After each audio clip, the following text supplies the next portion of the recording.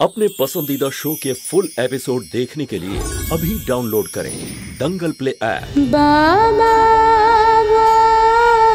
बोलने दे।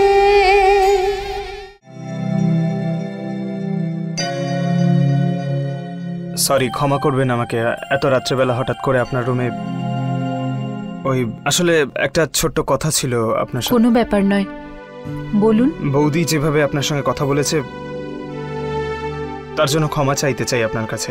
সুধা দেবী, আমি বুঝতে পারছি কতটা খারাপ লাগে যখন কেউ যখন আপনার সঙ্গে এভাবে কথা বলে। সেই জন্য ওর তরফ থেকে আমি আপনার কাছে ক্ষমা চাইছি। না মুরলী বাবু, আমার একদম খারাপ লাগেনি।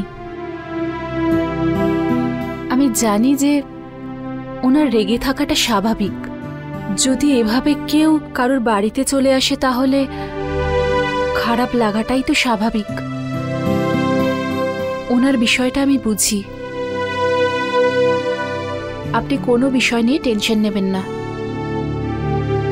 সুধা দেবী, আর একটা কথা, দেখুন, এই বাড়িতে আসার আগে আমরা একটা খুবই ছোট জায়গায় থাকতাম, আর ওখানে প্রত্যেক বছর হোলি খুব ভালোভাবে খেলা হয়। আর এবার তো বিশেষ নিমন্ত্রণ এসছে আমাদের ওখান থেকে। সত্যি বলতে কি, আমার না খুব একটা ইচ্ছে নেই ওখানে যাবার।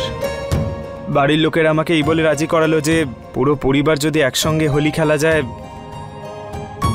হয়তো কিছুক্ষণের জন্যই, কিন্তু এই চিন্তার থেকে একটু মুক্তি পেয়ে যাব। তাই ভাবলাম যে আমার যাওয়া উচিত। হ্যাঁ, একদম ঠিকই বলেছেন। হ্যাঁ, তাই ভাবলাম আমার যখন এই অবস্থা, আপনারও সেই অবস্থাই।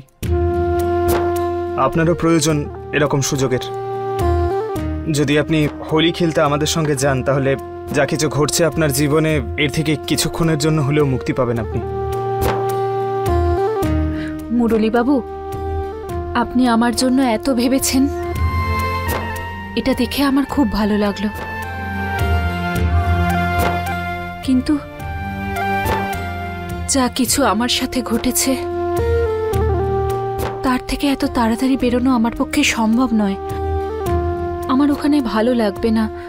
তার থেকে ভালো হয় আমি কিছু সময় একা এখানেই থাকবো, এই বাড়িতেই। সুধা দেবী, কেমন কথা বলছেন আপনি? আপনি বাড়িতে একা থাকবেন, তা আবার হোলির দিনে? হ্যাঁ, কোনো ব্যাপার নয়, বাড়িতে থাকতে অসুবিধা কি? আরে বিপদ নেই মানে এটা কি? রাম অবতার জানে যে আপনি এই বাড়িতে আমাদের সঙ্গে রয়েছেন, আর হোলির মতো সুযোগের সদ্ব্যবহার নিশ্চয়ই করবে। বাড়িতে কাউকে না দেখে হয়তো অনেক কিছুই করতে পারে, আপনাকে জোর করে তুলে নিয়ে যেতে পারে ও। সুধা দেবী, দেখুন, আমার নিজেরই ইচ্ছা নেই যাবার, কিন্তু শুধু বাড়ির লোকের খুশির জন্য, আর বিশেষত আমার দাদার খুশির জন্য আমি যাচ্ছি। বিশ্বাস করুন আমার কথা, আপনি যদি আমাদের সঙ্গে যান আপনার ভালো লাগবে। চলুন না, চলুন। ঠিক আছে, এমন করি, আমি বাড়ির লোকেদের বলে দিই যে তোমরা চলে যাও হোলি খেলতে, আমি না হয় বাড়িতে থেকে যাই। না মুরলী বাবু, যদি আমার কারণে এই উৎসব আপনি বাড়ির লোকের সাথে পালন না করেন, আমার একদম ভালো লাগবে না। সুধা দেবী, দেখুন,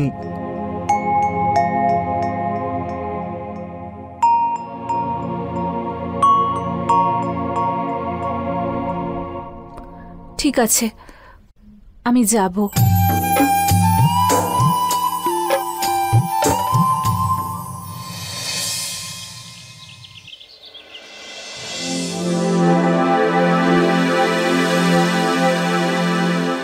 নমস্কার। নমস্কার বাবা। ভারতী দেবী, আমি প্রকাশের সাথে দেখা করতে যাচ্ছি। হ্যাঁ, ওই হোটেলেই ডেকেছে 1 ঘন্টার জন্য। এটা তো খুব ভালো কথা। এরপর আপনি বলুন তারপর কি করব। দেখো অমিত, ওই প্রকাশের সবচাইতে বড় দুর্বলতা হচ্ছে ওর লোভ। ওর এই দুর্বলতার সুযোগটাই তুলতে হবে। অমিত, আজকে আমরা দুজনে তোমার সঙ্গে যাব, আমি আর ভারতী। আপনারা দুজনেই যাবেন? চিন্তা করো না, আমরা প্রকাশের সামনে আসবো না। ব্যাস, আমরা যা যা করব তোমায় গাড়িতে বলতে বলতে যাচ্ছি। চলো। তুমি ভারতীকে কেন নিয়ে যাচ্ছ? চিন্তা করো না ধারা, আমি যাচ্ছি তো ওদের সঙ্গে। হ্যাঁ মা। আর দেখো, আমাদের ভারতীর আত্মসম্মান নিয়ে যে খেলা করেছে তাকে শাস্তি দিতে আমি ওকে সাহায্য করব। কিচ্ছু হবে না, ভগবান আমাদের সঙ্গে আছেন। চল চল ভারতী। সাবধানে যাস মা।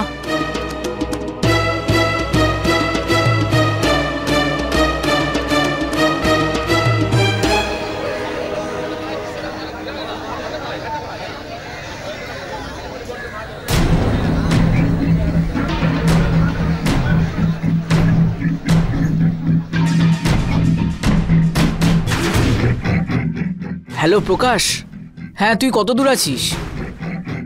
আচ্ছা ঠিক আছে, আমি 2 মিনিটে পৌঁছচ্ছি। দেখো অমিত, ঘাবড়ে যেও না, যেটা ঠিক করেছি আমরা সেভাবেই চলবে, আর একদম ঠান্ডা মাথায়। হ্যাঁ কাকু। যাও। অমিত বাবু, অল দ্য বেস্ট। ওকে ভারতী দেবী।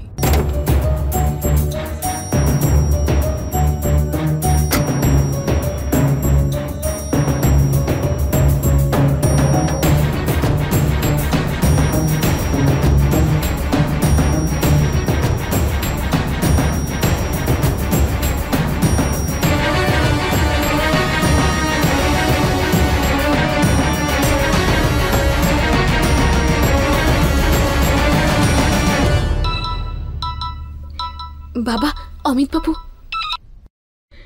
হ্যাঁ অমিত বাবু। হ্যাঁ ভারতী দেবী এসেছে। হ্যাঁ কাকু, এতে প্রতারণা হওয়ার কোনো সম্ভাবনাই নেই। হ্যাঁ, টাকা পয়সা সব কথা তো হয়েই গেছে।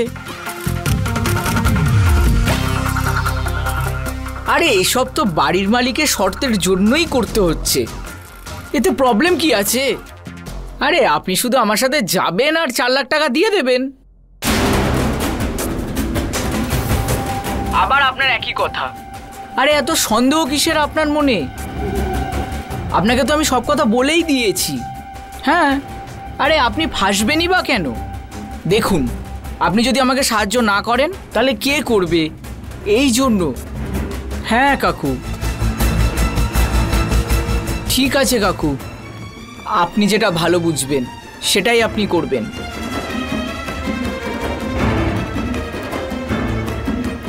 সরি প্রকাশ, একটা জরুরি ফোন এসেছিল তাই। কোনো ব্যাপার নয়, সেটা তো বুঝলাম, কিন্তু এত ব্যতিব্যস্ত কেন? প্রবলেমটা কি? আর কি বলবো ভাই, আরে সেটেল হওয়ার কথা ভাবছিলাম। মেয়ে দেখতে যাওয়ার আগে থাকার জন্য একটা ঠিকানা তো চাই। বিয়ের পর কোথায় রাখবো ওকে, সেই জন্য বাড়ি কিনছি। আর যেটা পছন্দ হয়েছে সেটা 8 লাখ টাকা দাম। আর 8 লাখ টাকা তোর কাছে নেই? হ্যাঁ না, আরে টাকা তো জোগাড় হয়ে গেছে। তাহলে কি প্রবলেম? অসুবিধা কিছুই নেই, কিন্তু এই বাড়ির মালিক চায় যে সে তার বাড়িটা কোনো ফ্যামিলিকেই বিক্রি করবে, কারণ ওটা তার পূর্বপুরুষের বাড়ি, ওটার সাথে তার অনেক স্মৃতি জড়িয়ে আছে। উনি বলছেন যে কোনো ব্যাচেলারকে বেচবো না, একটা পরিবারকেই দেব, যে ওই বাড়িটাকে ভালো করে দেখভাল করবে। এবার ওই সত্যটা কি করে পূরণ করব আমি? যদি আমার বাবা মা থাকতো তাহলে ওনাদের নিয়ে যেতাম। সেই জন্য আমি আমার এক কাকাকে বললাম যে আমার বাবা মা সেজে যেতে, তারা গিয়ে শুধু অ্যাডভান্স দিয়ে দেবে। সে শুধু ভাবছে যে এত বড় নাটকটা করতে গিয়ে ধরা পড়ে গেলে কি হবে। এবার কি করে ধরা পড়বে, কে বোঝাবে তাকে? ওনার সাহসই নেই। বাড়িটা খুব ভালো, হাতছাড়া করতে চাইছি না প্রকাশ। আরে কাকার কথা ছাড়, আত্মীয়রা কোনো কাজের নয়, একমাত্র বন্ধুরাই সাহায্য করতে পারবে। তুই চাপ নিস না, আমি আছি। তোর হাত থেকে তোর বাড়ি কোথাও যাবে না। হাসছে, জালে জড়াচ্ছে। তুই কিছু করতে পারবি প্রকাশ? আরে নিশ্চয়ই, যদি তুই চাস তাহলে আমি তোকে সাহায্য করতে পারি। তোর এই উল্টোপাল্টা ইমোশনাল ভাষণ আমাকে শোনাস না। না ভাই, শুধু কাজটা হোক, আমি এটাই চাই। তুই বল কি করতে হবে আমাকে। তুই আমার সাথে চ, এক্ষুনি তোর সমস্যার সমাধান করে দেবো।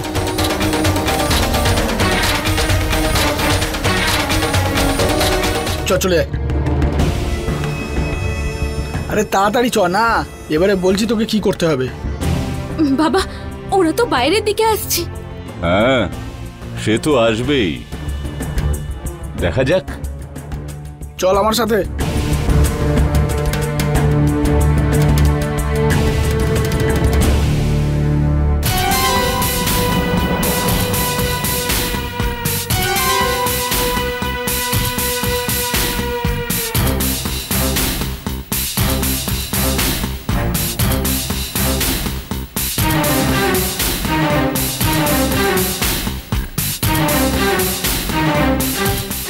আরে বস না ভাই, বাটকা।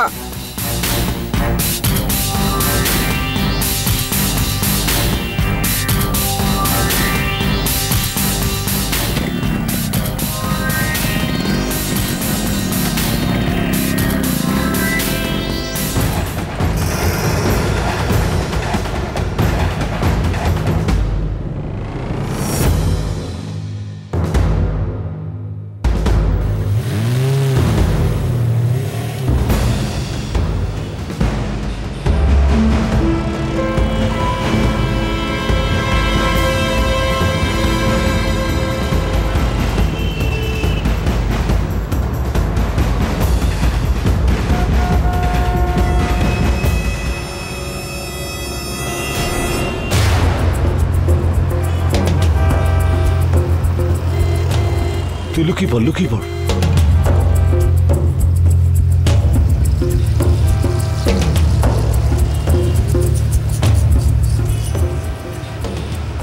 কিছু না,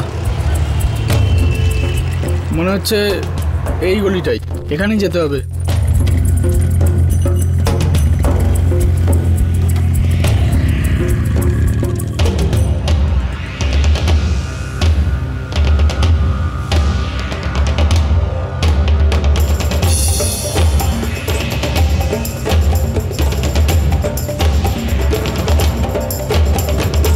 আরে গলিতে তো আমরা ঢুকতে পারবো না।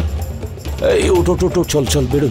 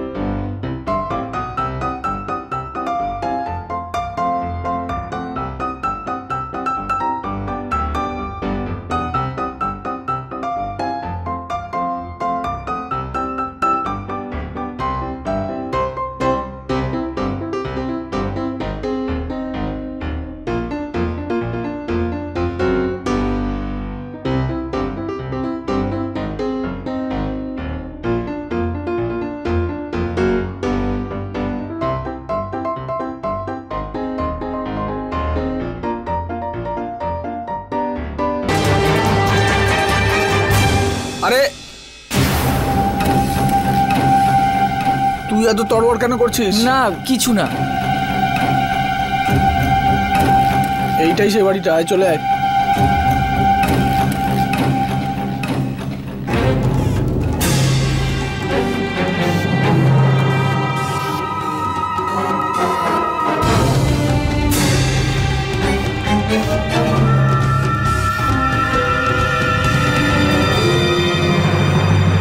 আরে কেউ বাড়িতে আছো? অতিথি এসেছে। আরে কেউ খবরাখবর তো নাও। বস ভাই।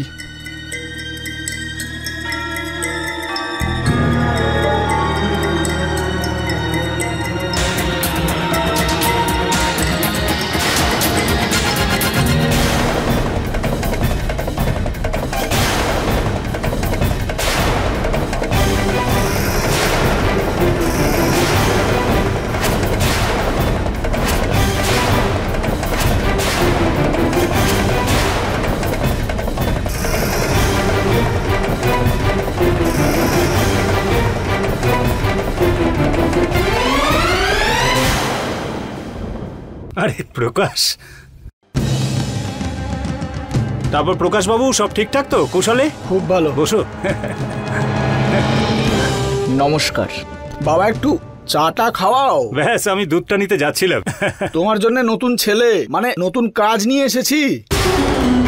এটা তো খুব ভালো কথা। আচ্ছা প্রকাশ বাবু, তুমি তো সারা দুনিয়ার কাছে আমাকে বাবা বানিয়েই ছাড়বে, তাই না? আরে বসো বাবা, বসো, দাঁড়িয়ে কেন? হ্যাঁ দেখ ভাই অমিত, এরা তোর নতুন মা বাবা। ওই বাড়িওয়ালাটার কাছে তোর কাজ ওনারা করে দেবেন, ঠিক আছে?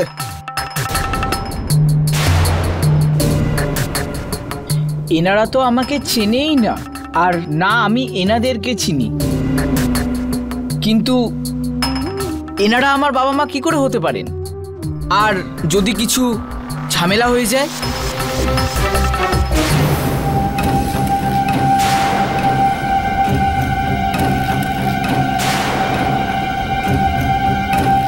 তুই বারবার ওই জানলার দিকে কি দেখছিস?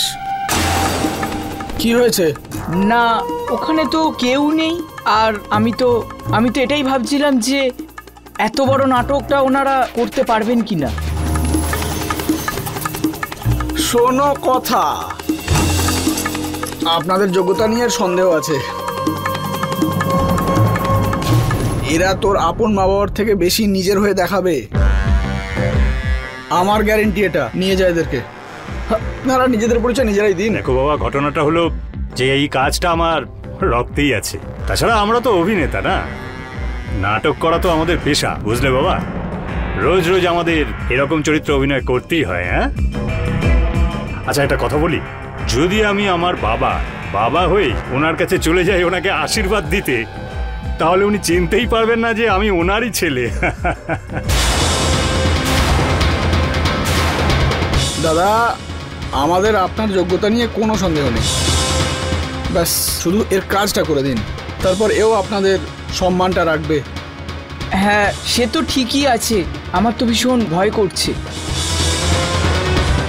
যদি ওই বাড়ির মালিক সন্দেহ করে, আর বাড়ির কথা ছাড়ুন, উনি না পুলিশে কমপ্লেন করে আমাকে জেলে রাখার পার্মানেন্ট ব্যবস্থা না করে দেয়। দেখো বাবা, তোমার চিন্তা করার কোনো প্রয়োজনই নেই, আর সন্দেহের তো কোনো অবকাশই নেই। একবার তুমি আমাদের এই দুজনকে মা বাবা বানিয়ে ওই মালিকের কাছে নিয়ে যাও, তারপর যদি তোমার আসল মা বাবাও এসে যায় না, তাহলে তারাও বুঝতে পারবে না যে তোমার আসল মা বাবা কে। ঠিক কথা। আর নিজের ব্যাপারে কতই বা বলবো, এই প্রকাশকে জিজ্ঞেস করো। আরে আমরা 2 মাস ধরে এর নকল বাবা মা সেজে নাটক চালিয়ে গেছি।